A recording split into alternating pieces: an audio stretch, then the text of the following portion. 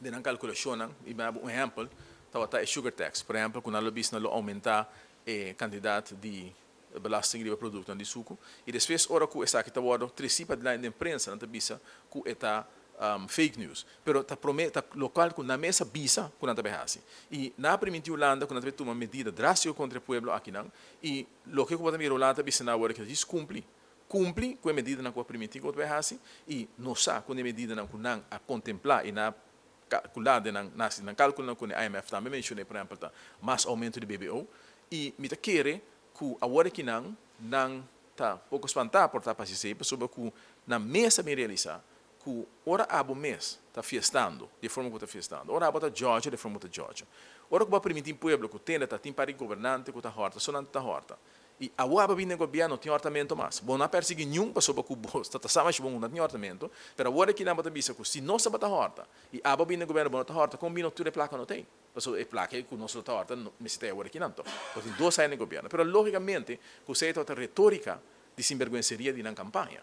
una a ganha pueblo então agora que o pueblo começa a realizar na ganha que o pueblo já não vai suportar mais que a bota nombra bo primo bo acto prima hasta gente não conta será bota nombra nem governo e o pueblo que botinho batia com medida para e paga bota bea bota fiesta pueblo que tinha paga PC e ora aí logicamente bo draft flag para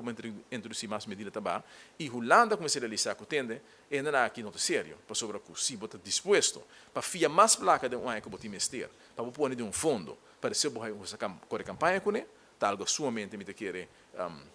incrível que o povo pensa que é um político se o povo bisa que é projeto de AVP põe pouco mais asfalto que tudo está gastamento de placa todo projeto de AVP básico né isso não que botar tem contrato não para básico né isso não que não tem contrato tá é básico né para sobre o que botar querer para escolher politicamente com não sendo que botar bisa povo não povo pouco mais asfalto que logicamente o lado bisa não entende isso não é momento é que você meste barra gasto pero não quer barra gasto que melhor não que se não que barra gasto e ora está sugar tax e BBO tá onde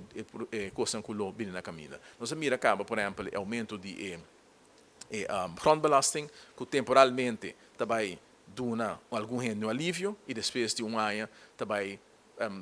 substituindo com ele, mas nós explica também que grondbelasting não é um alívio direto, é indireto, então cobrar bem toch, passou que o vai cobrar é comerciante e extra grondbelasting e comerciante também calcular de preço do produto que men abata para aquele anyhow único custa que bom para aquele direto só para aquele indireto que men esse aqui é um grupo de gente não com hobby tricky para me bisa e tricky na carro de senhor Evelyn Vive Cruz está acabando